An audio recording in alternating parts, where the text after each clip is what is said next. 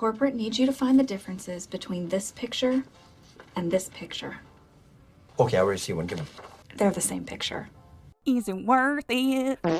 What's going on, nerds? Antitoxin, go! Antitoxin is a 4 energy 7 power card that reads, on reveal, set the cost and power of your deck's top card to 0. Overall impressions of this card. Okay, so the intro was a joke. But was it? So I think for the most part, anything you can say about Iron Lad, you can say about Anti-Venom. Synergies, weakness, strengths, bleh. That doesn't make sense. But I do think the best thing about Anti-Venom is now that there are 2 cards that do similar things. I'm not going to say they're exactly the same, but they do similar things, or at least they serve the same purpose. That's a better way to put it. Now you can build decks that actually revolve around Anti-Venom or Iron Lad, rather than just putting Iron Lad or Anti-Venom in a deck that has like a couple of cards that are good with it. Oh, and last thing I do want to mention, it is a 7 power. I know in the developer update it was a 6 power, I think, maybe. But anyways, they added 1 point of power, I'm like 99% sure, before the card releases. So yeah, the 7 power is correct. The good and the bad, pros and cons. First thing here, it has a lot of synergy.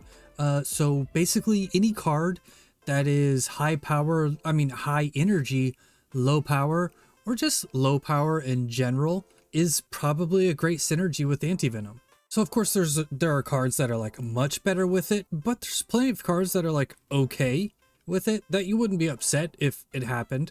I'll just go through some of them real quick. Sage, Mystique, Iron Man, Null, Arnim Zola, Ironheart even. I mean, it's not great, but still it's a 0/6. I mean, who's mad at that? Blob, Taskmaster, White Tiger, Jubilee, Dracula, Leader, Doctor Doom.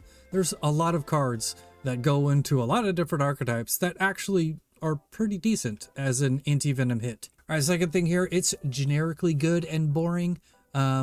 Yet you're going to be able to do some silly things with this card, but I actually think that in reality the card's just going to be decent and like probably end up in the same homes that Iron Lad is in. And Iron Lad isn't blowing anyone's mind, it's just a generically good and sort of boring card. Yes, there are some decks that take advantage of Iron Lad, like the Tribunal ongoing decks. They make Iron Lad seem like it's way too good. But for the most part, the places you see Iron Lad are just places where it gets good value. And I think that's where you're going to find Anti-Venom showing up the most. And the third thing here is what I mentioned in the overall impressions. Now Iron Lad plus Anti-Venom. I know I'm saying Iron Lad a lot in this video, but Anti-Venom and Iron Lad are a great build around now. And decks that weren't possible before or just really weren't good enough are now going to be possible or good enough. All right, onto the bad parts of Anti-Venom. The first thing here is you kind of have to play this card in a deck with a lot of keywords. Basically, your deck needs to be full of like ongoing cards or overcosted on reveal effects. But I don't think this card's gonna be too great in decks where it's like only good with 3 or 4 of the cards in the deck. Then you're just really depending on your draws and RNG to make the card good. I don't think you should do that. If you're gonna play this card, put it in a home where it's actually going to be good most of the time. And for that to be possible, your deck is probably going to have to be geared towards doing one specific thing really well. All right, and the last thing here on the bad, whiff possibility. Even if you stack your entire deck to be good with Anti-Venom, Iron Lad, whatever, still sometimes you need some enablers. Like, let's just say for instance, you want to put Anti-Venom in like an ongoing Tribunal deck. Well, sometimes it's gonna hit your Ravona or your Psylocke. That's just not the best. But you know what? Everything can't be awesome all the time. So I guess it's a downside, but really you could apply this to any card. I just couldn't think of anything else really to like really knock the card for, because a 4/7 that gives you a free whatever's on the top of your deck that's pretty good. There's nothing really bad about that other than the chance that sometimes it's not great. So yeah. All right, on to some example decks. The first thing I have here is just abusing honor reveals with Anti-Venom. It's an Odin Zola deck with Wong and stuff. What I think is cool here is like you can just dump all the cheap early game stuff and just just go crazy with the on reveals and copying the top card of your deck. It's great with White Tiger. It's great with Iron Man. I'm pretty sure like any deck that runs Anti-Venom is going to want to run Iron Man. We have Jubilee. I think Jubilee is great with Anti-Venom. Iron Lad, as I've said 30 times before, is great with Anti-Venom. Zola. Now, I think Zola is actually interesting. I'll pause here for a second. Even if the thing you're hitting with Zola isn't super great, if it's a 0 cost, 0 power Zola, who cares what it hits, really? As long as it doesn't hit Zabu, Howard, or Ravonna, it's great. So yeah, I think like a couple of cards that you should probably always run with Anti-Venom are probably things like Dr. Doom, Iron Man, and Arnim Zola. But yeah, you get it. It's an on-reveal deck. Second thing here is the Living Tribunal stuff. I mean, the deck is already solid and can put out some crazy numbers. Right now, they're doing Mr. Negative stuff to flip all the cards and get that extra power, that extra energy cheat, I guess you could say. But here, we can just put Anti-Venom instead of Mr. Negative, and we don't have to have that weird Mr. Negative sort of bad draws that that deck usually has. Here, you could just use a couple of cards to ramp and just put out absurdly powerful ongoing effects that get copied by your Iron Lad Anti-Venom or pulled from the top of your deck with Jubilee. Actually, I think this deck is probably going to be the most like, duh, this is obviously a good place for it, and it's going to be good. The deck is already proven. You put Anti-Venom in it, I think you're just making it better. Nice deck. Last thing here is more of the just generically good stuff deck. We have Darkhawk because a 0/0 Darkhawk is awesome. Then we have Arnim Zola, Iron Man, also duh.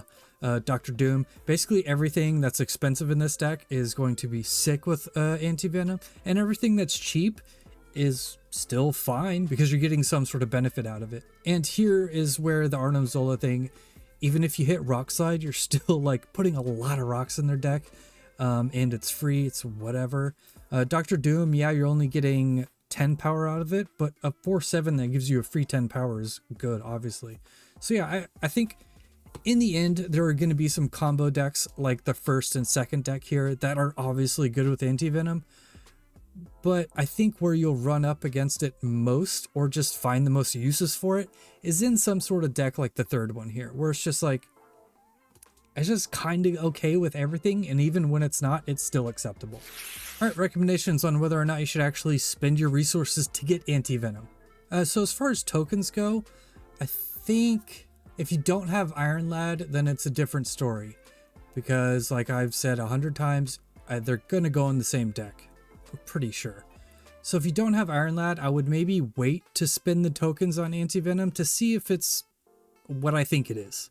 But if you do have Iron Lad, I kind of think Anti-Venom is just going to be like, it's a really hard miss. Like if you spend 6-8 tokens on this, I doubt that even if it's not good right away, I doubt that like a month from now, you're going to regret it. It's just a good card that's always going to find a home in some sort of fashion. So I don't think spending 6-8 tokens on it is really that bad of an idea. Keys, this is where it's kind of awkward. So if you don't have Ghost Spider and you want to get Anti-Venom, then go for it. I think Supergiant is just whatever. Supergiant is just not a good card in my opinion. You don't see it in any top meta decks. So if you're trying to be competitive and you only have 4 keys, I would only get Anti-Venom if you also don't have Ghost Spider. And also, I think the same thing could be said with Anti-Venom here. Just wait like 3 or 4 days to see if you really like what Anti-Venom is doing in the decks he's going in to spend keys if you already have Ghost Spider and Supergiant. Just hold out, see if it's actually worth it. But right off the bat, if you have Ghost Spider and Supergiant, don't spend your resources immediately. Just, you know, see if it's actually good. This is the end of the video. I don't really have anything to say, so bye.